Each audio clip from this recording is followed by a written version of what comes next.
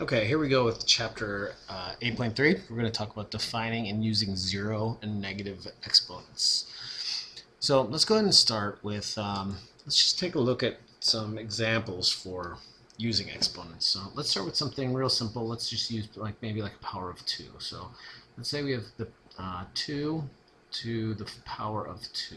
Okay, and then we'll say we have 2 to the power of 3, and we'll do 2 to the power of 4. Okay, and let's go ahead and let's drag these up a little bit. And what I want you to do is go ahead and evaluate each of these. Okay, right? Because we know 2 squared. This is equal to 2 times 2, so that's gonna be 4. And this is 2 times 2 times 2, which is 8. Right? And then we can do 2 to the 4th power. This is really just 8 again times 2, so we get 16. Okay. So and we would go on and on and on. But what I want you to sort of think about now is, okay, what if I have 2 to the 1st power? Well, what is 2 to the 1st power? Well, that's going to just equal 2. Okay. Now, looking at this and seeing if you can sort of pull together a pattern here, take a second and try to figure out, what do you think 2 to the 0 is going to be? Go ahead and pause the video and take a second to decide. What do you think 2 to the 0 is going to be? Hopefully you had a chance to think about that. And if you sort of look at this, and I'm not going to give away the pattern necessarily, but the answer is 2 to the 0 power is 1. So remember, 0 also means starting point, okay? And so the starting point of all numbers, we're going to have to start with 1. It can't be the 0, or the starting point isn't 0 necessarily, because that would be nothing. So we're going to start, typically we'd start with 1 as the starting point, okay? Well, again, hopefully you see this pattern, right? As we increase our exponents, we keep multiplying by 2. And so what I want you to also now think about is do this. I want you to take a look at, what do you think this and this and this might mean? Okay, now you might remember from last year, or you might not. But go ahead and take a look at that and see if you can kind of figure out the pattern and see what's happening here. All right, well, hopefully what you can see here is, as you start here, 16, right? This is 2 to the 4th, and as we lower an exponent, we lose a power of 2, right? We lose one of the 2's, which is like dividing by 2, okay? 16 divided by 2 is 8, divided by 2 is 4, divided by 2 is 2, divided by 2 is 1. And if I continuously do this, if I divide again, I'm going to end up with 1/2. Okay? And if I divide again, I'm going to get 1/4. And if I divide again, I'm going to end up with 1/8. Okay. Now, some of you might have decided here or say, oh, this is -2, and this would be -4, and this would be -8. But it's not the number that we're multiplying, right? The base is still positive 2. The base is still positive. What we're doing here is we're going a negative exponent, right? We're going the opposite direction. We're not going up, we're going down. And the opposite, when you go up in exponents, you're repeatedly multiplying. So as you go down here, we're going to repeatedly do the opposite, okay? We're going to go the opposite of multiply, which is just divide. So divide 1, divide this by 2, and you get 1/2, okay? You divide that by 2, you get 1/4, and so on, okay?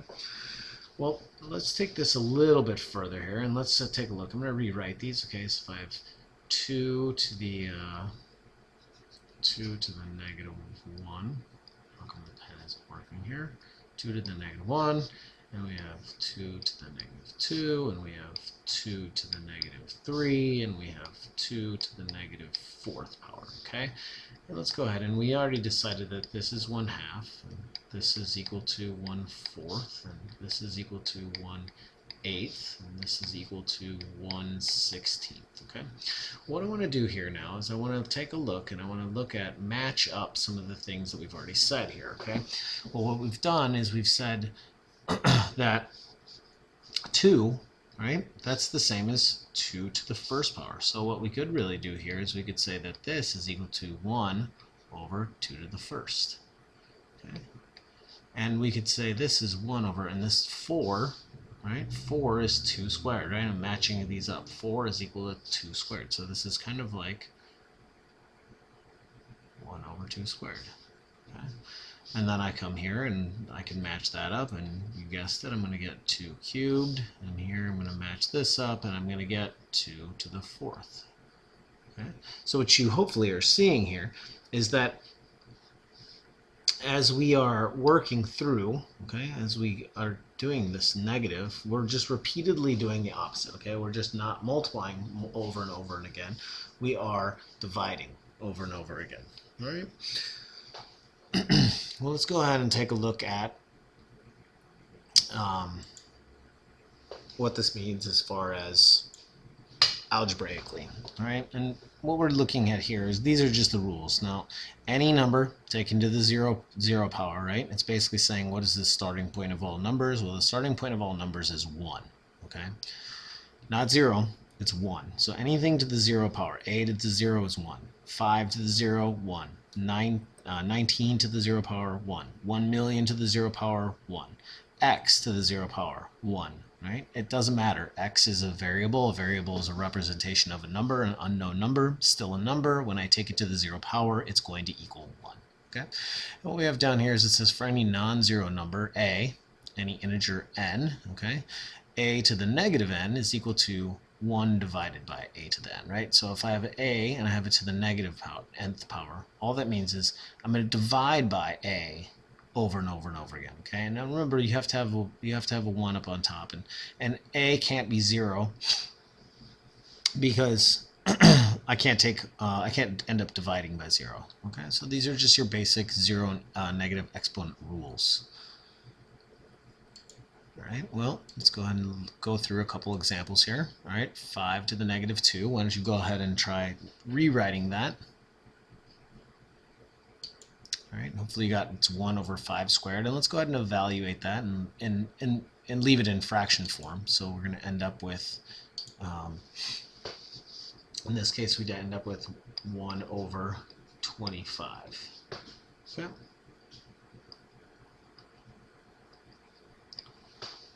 Okay, and then this one we had 3y to the negative second squared. Now, some of you might be asking, well, how come that 3 is still up on top? Well, if you think about it, the exponent on the 3 is actually a 1, okay? So it's not negative, so I'm not dividing by 3. It's 3 multiplied by y to the negative squared. So then I have 3 over y squared. And you can think about that as this is kind of like saying 1 times 5 to the negative 2. So I've got 1 stays up on top, divided by 5 squared.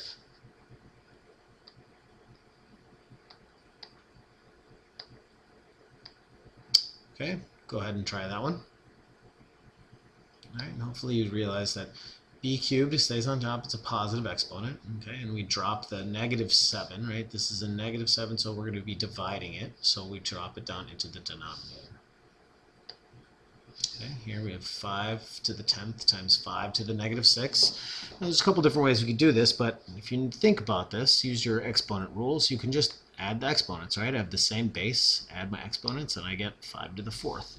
Now, I also could have said that this is equal to 5 to the 10th over 5 to the 6th, right? And then I use my exponent rules where I say 10 minus 6 is 4, so I'd get 5 to the 4th power. Okay, another way of getting to the same answer.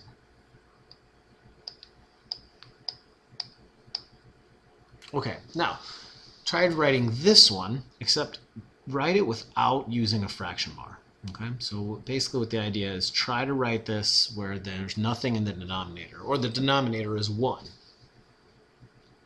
All right, well, what you're going to end up with here is you're going to end up with 2 times a to the negative 8. Okay, and again, the exponent on this is 1, so my exponent here would be 1, so 2 to the first power, and then this, because I'm dividing by a 8 times, I can bring it here and just rewrite it, right? This says the same thing, I'm just writing it a different way. Okay. Now it might be helpful for you to to put in exponents. Any number that doesn't have an exponent, maybe put in a 1 just to make sure that you remember that it's a positive exponent and you don't need to necessarily move it. Okay, well, let's go ahead and look at this one. If you have 1 over 25, I can write that as 1 over 5 squared. And then if I want to bring that up out of the denominator, I can make it 5 to the negative 2. Okay. Oops. Let's come back here, and I want to show you just kind of a little bit of a graphic that I made for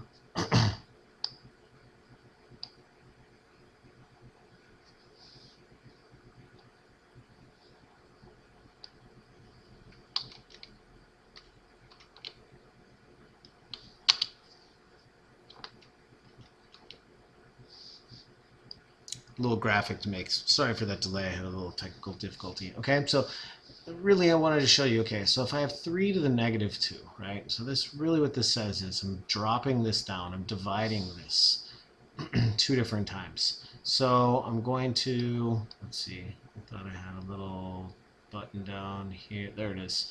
Okay, so I can take this, and what I'm going to do is if I take it and I drop it down into the denominator, notice the negative goes away because now I am dividing, right? If it's negative 2 up on top, then I drop it down, okay? And really what I could say here is I could have a, 1, any number by itself, I'll have a 1 as a denominator. And so if I take this thing and I drop it down, I'm going to have 3 times 1 times 3 squared. Okay, again, so then this is I could also write this as saying 1 times 3 times 3 to the negative 2. Okay, and then I could have 1 on the bottom. So when I drop this down, it's 1 times 3 squared. Okay, same kind of idea, right? I just wanted to show you kind of a little graphic there that may or may not help you. Hopefully it does help you. Okay, so remember, negative exponent, move it to the opposite side, you have a positive exponent.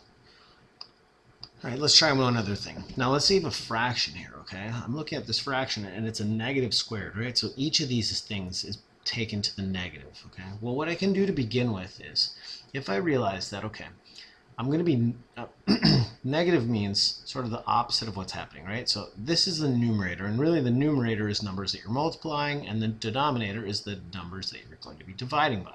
So if this is a negative squared, that means these, instead of being multiplied, these will be divided, and these, instead of being divided, will be multiplied, okay? So when you do this, it turns into, right, I use the negative there and I flip it. I make it the inverse. I make it the opposite, right? So now the 4's are being multiplied and the 3. So this would be 4 squared over 3 squared, right? So then this would be 4 squared over 3 squared. So this would be 16 over 9, right?